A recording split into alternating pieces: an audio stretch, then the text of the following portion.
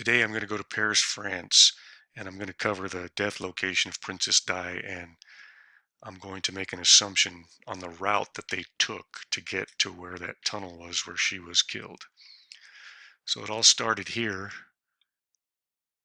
at the Ritz Hotel in Paris, and right here, this is the Ritz Hotel. Uh, I believe this whole thing is. The front entrance is right here, but when her and Dodi Fayed left, they didn't leave out the front entrance because there was so much attention following Princess Di and Dodi Fayed's relationship that they went out a back door that was a little more secret, and that back door is here. I'm going to go down to Street View.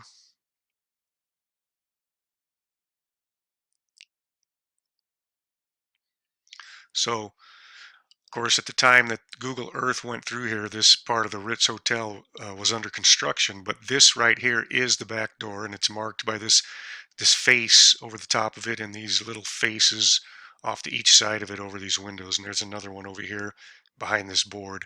But this is the back door that Princess Di and Dodi Fayed came out of, got into the Mercedes S280, a very big Mercedes, and it was a one-way street. They could only go in this direction, and they headed out this way.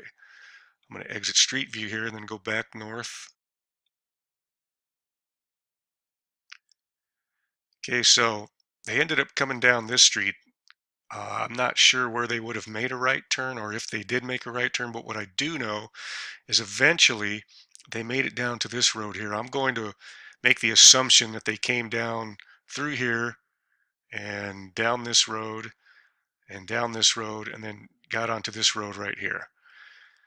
And if you notice, this road goes through and then there's a tunnel here, then it comes out of the tunnel and goes down a road that's covered by trees, goes into another tunnel right here, and comes out of the tunnel, goes down this road right here. Now, it's important to know that the speed limit through here was 50 kilometers per hour, which is about 31 miles per hour.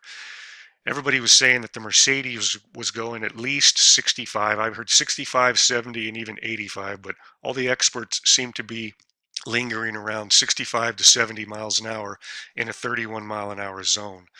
So they came through here, and this is the tunnel where it happened. Now, what you can't see from here is there's a slight downhill, and I'm going to go to Street View, but unfortunately, for some reason, Google Earth will not allow me to go onto the, I guess that would be the north side of this highway. It only goes through the south side. So I'm going to drop it here on the north side anyway. And you can see they came down this road here, and there's a slight turn that goes down under the tunnel. And as they were coming through here, they were supposed to be in the right lane, doing about 65 to 70. And as they came in, there was a Fiat. They know it was a Fiat, and I'll explain that in a minute. But there was a car in front of them, and he went over to the left lane to avoid hitting the car, is what they think. He lost control of the car. He kind of skidded over, sideswiped the car, ripped off the driver's side mirror. That's how they were able to identify it was a Fiat. And then inside the tunnel, he lost control and hit the pillar, hit the 13th pillar in there. And I'm going to go in, but once I go forward, it's going to jump over to the south side. It does not allow me to go into the bridge or go into the tunnel on this side. So there it goes, jumps over. But what I'm going to do is roll in.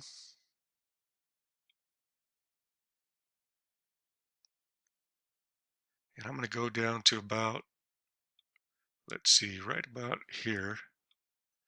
I might have gone too far. Yeah, I went too far, but I believe this here is the 13th pillar. So let me count them. There's 1, 2, 3, 4, 5, 6, 7, 8, 9, 10, 11, 12, 13. Okay, so this is the 13th pillar. So they came in from here, lost controls. They think the car started a fishtail, swung back around and slammed into this pillar, and then the car just kind of stopped right in here. Now the Fiat that they hit, and like I said, the reason they know it was a Fiat is because the collision, the side swipe ripped off the driver's side mirror, and they were able to identify the piece to a Fiat. Now the Fiat they hit, they never found it. The driver of that Fiat never stopped, and this started some controversy.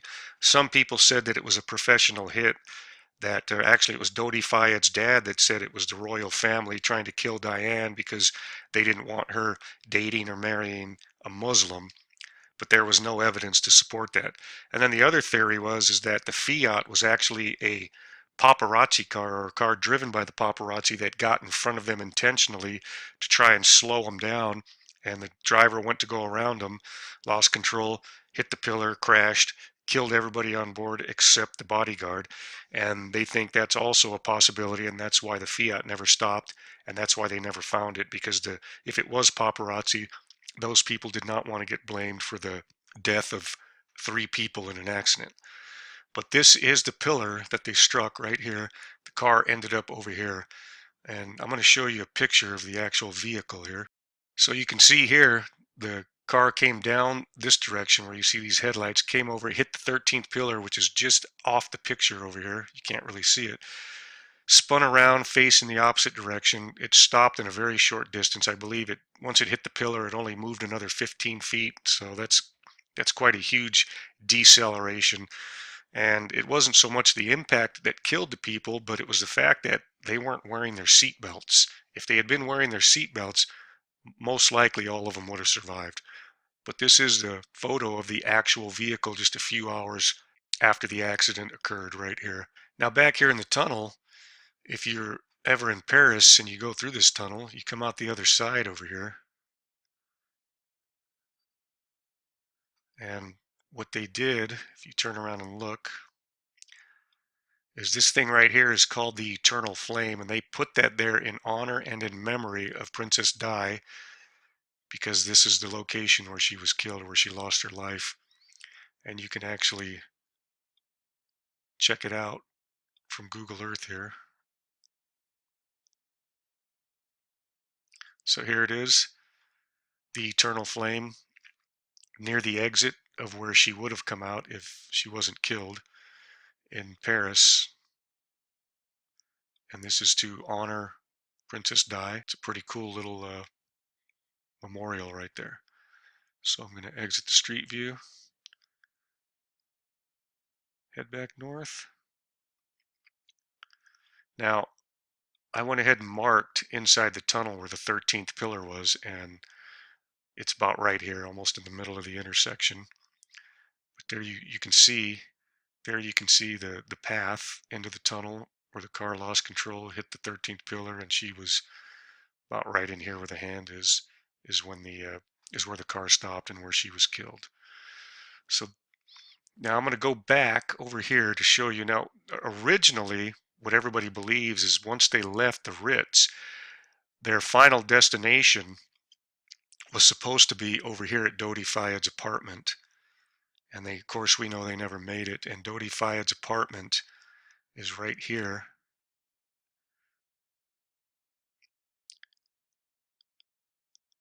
It's up here above this Cartier store. It's one of the apartment buildings up here, very fancy. Of course, his dad was a billionaire.